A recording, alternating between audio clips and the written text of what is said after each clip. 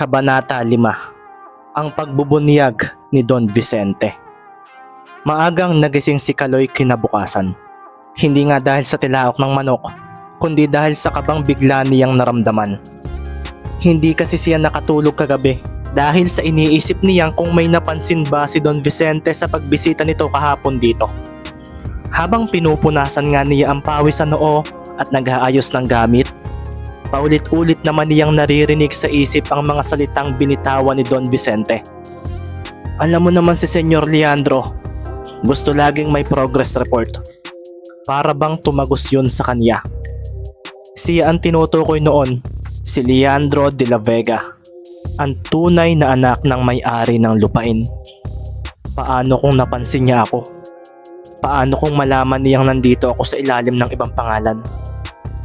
Nang sumikat na ang araw, dumating na nga si Maya na may bit-bit na timba ng tubig. Oh, Kaloy, gising ka na pala.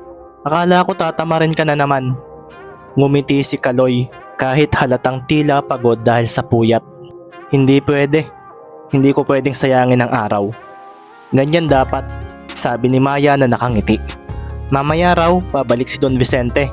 Kausap daw ni tatay tungkol sa irigasyon. Babalik? Oo, bakit? May problema? Wala naman. Mabilis niyang sagot pero napalunok siya. Wala, nagulat lang ako. Bandang hapon, dumating nga muli si Don Vicente na sakay ng parehong SUV kahapon. Bumaba siyang may hawak na folder at seryosong naglalakad. Si Mang Ernesto at si Maya naman ay agad siyang sinalubong. Don Vicente, bati ni Mang Ernesto. Salamat at nagbalik pa kayo. Maupo muna po kayo. Ngumiti si Don Vicente. Salamat Mang Ernesto.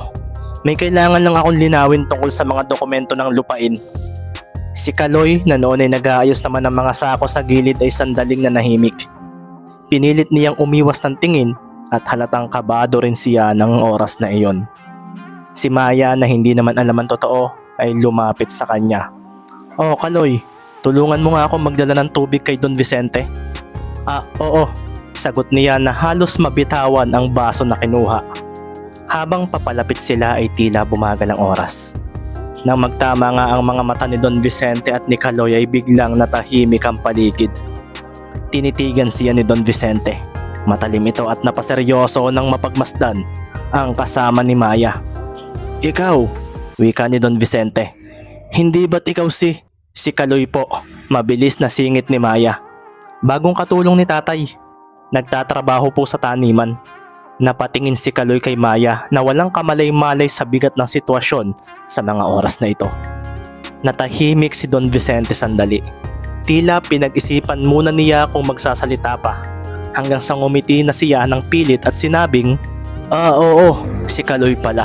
Masipag daw iyan, sabi ni Mang Ernesto. Ngumiti si Kaloy at pilit na kumalma. Ginagawa ko lang po ang makakaya ko, Don Vicente. Tumango ang matanda ngunit may kakaibang tingin sa mga mata niya. Isang tinging alam ni Kaloy na hindi niya dapat ipagwalang bahala. Pag-alis ni Don Vicente, halos hindi mapakali si Kaloy. Hindi ito maganda. Bulong niya sa sarili habang pinupunasan ang pawis sa batok. Ha? Tanong ni Maya. Alin? Iyong gising ko kanina. Mabilis niyang sagot. Tumawa si Maya. Kung ano-ano yata ang iniisip mo bago matulog. Ngumiti na lang si Kaloy pero kinakabahan pa rin siya. Hindi dahil sa pagod kundi sa takot na isumbong siya ni Don Vicente sa kanyang ama.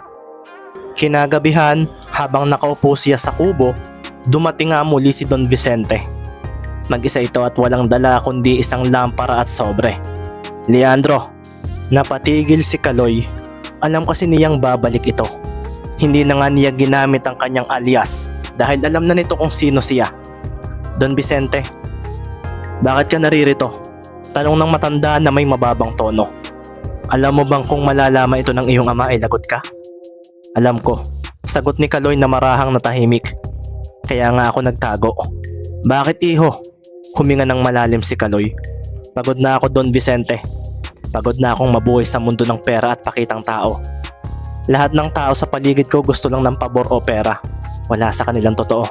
Gusto kong malaman kung paano mabuhay ng may dahilan. Gusto kong maranasan kung ano ang buhay ng mga taong pinagtatrabahuhan ng aming pamilya.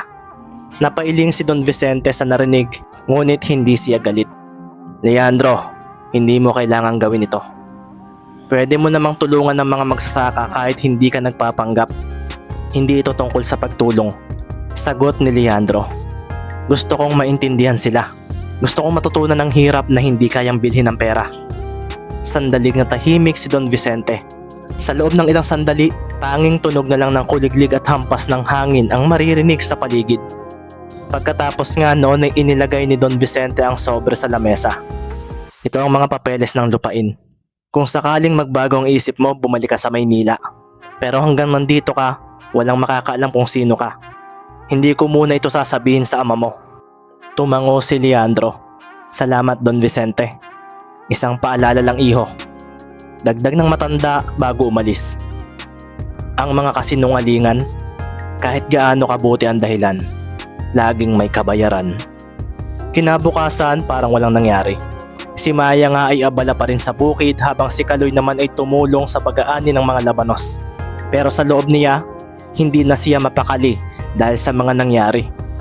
Habang pinupulot niya ang gulay, tinanong naman siya ni Maya, Kaloy, bakit parang lutang ka ngayon? May problema ba? Napatingin si Kaloy rito.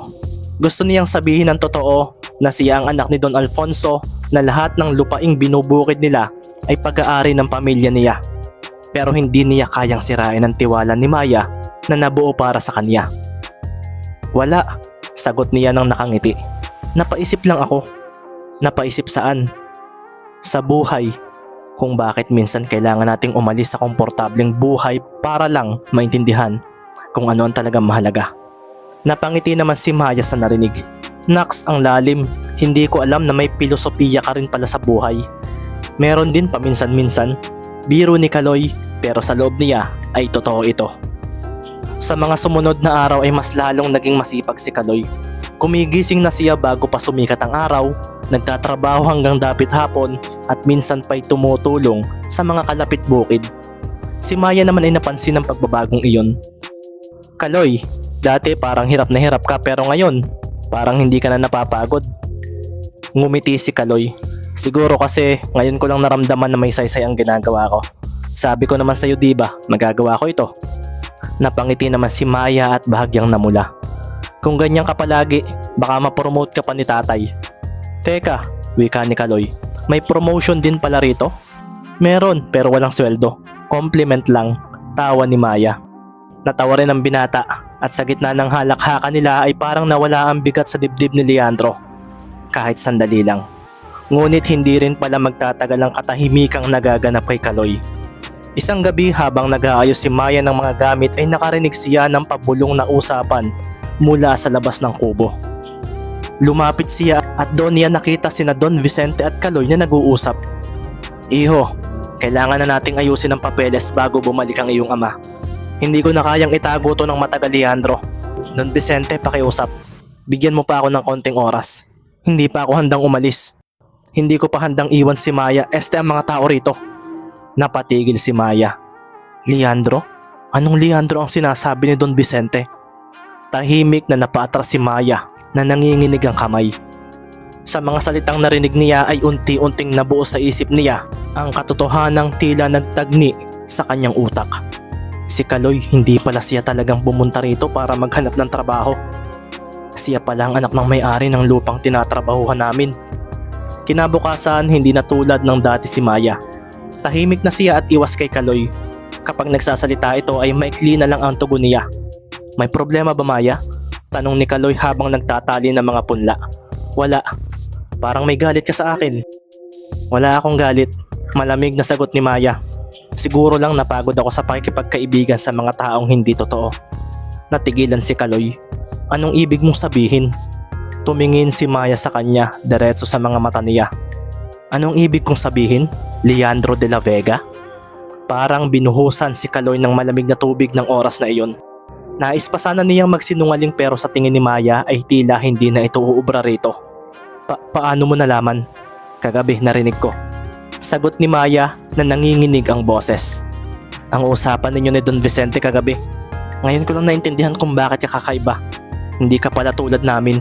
Isa kang mayaman na nagpapanggap na mahirap. Hindi agad nakasagot si Kaloy. Maya, pakinggan mo muna ako. Wala akong gustong pakinggan, singhal ng dalaga. Ginamit mo kami. Ginamit mo ako. Lahat ng kabaitan mo ay palabas lang pala. Maya, totoo lahat ng pinakita ko sa'yo. Wika ni Kaloy na nasa pakiusap na ang tono. Oo, nagsinungaling ako sa pangalan ko pero hindi sa mga naramdaman ko. Hindi mo naiintindihan. Hindi ko kailangang intindihin. Putol ni Maya na nangingilid na ang luha. Hindi mo alam kung gaano kasakit malaman na yung taong pinagkatiwalaan ko na ay isang sinungaling. Lumayo si Maya. Tumatakbo papunta sa bahay nila ni Mang Ernesto. Naiwan naman si Kaloy na nakatayo sa gitna ng taniman, hawak ang dibdib sa tapat ng puso niyang tila pinilas sa gitna ng mga oras na iyon. Kinagabihan, umulan ng malakas at parang galit ang langit. Sa loob ng kubo, nakatulala naman si Kaloy at tanging ang tunog lang ng patak ng ulan ang kanyang kasama. Ilang sandali pa, nang tumila ang ulan mula naman sa labas ay may kumakatok. Si Don Vicente. Leandro, sabi nito, oras na, uuwi na tayo bukas. Alam kong ayaw mo pa, pero mas delikado kung mananatili ka pa rito. Tahimik lang si Kaloy na tumingin sa dilim sa direksyong tinakbuhan ni Maya kanina. Hindi pa ako handa, sabi niya. Pero wala na rin akong dahilan para manatili pa rito. Kinabukasan, bago pa man sumikat ang araw ay umalis na si Kaloy na sakay ng sasakyan ni Don Vicente. Wala nga siyang paalam na ginawa kay Mang Ernesto o kahit kay Maya. Mula sa malayo, natanaw naman ni Maya ang usok ng sasakyang papalayo. Tahimik lang siya, ngunit sa loob niya ay may bigat na hindi niya maipaliwanag. Galit, lungkot, at isang hindi inaasahang pangungulila. Sa loob naman ng SUV, nakatingin naman si Leandro sa salamin. Nakikita niya sa likod ang mga taniman, ang kubo, at ang babaeng tinuruan siyang magmahal ng simple ngunit totoo. Ngunit gaya ng sinabi ni Don Vicente, ang mga kasinungalingan, kahit gaano kabuti ang dahilan, laging may kabayaran. At ngayon, binabayaran na ni Leandro ang una niyang kasalanan. Ang mahalin ng isang taong habang gamit niya ang isang huwad na pangalan. Gusto mo bang malaman ang mangyayari sa sunod na kabanata? Umalis na si Leandro at makikita natin ang pananahimik ni Maya tungkol sa nangyari. Ang pangungulila naman ni Leandro sa Maynila at kung paano magsisimulang magbago ang kanilang mga puso ngayong nalaman na ni Maya na sila ay may magkaibang mundo ay malalaman na ninyo sa susunod na mga kabanata ng kwentong ito.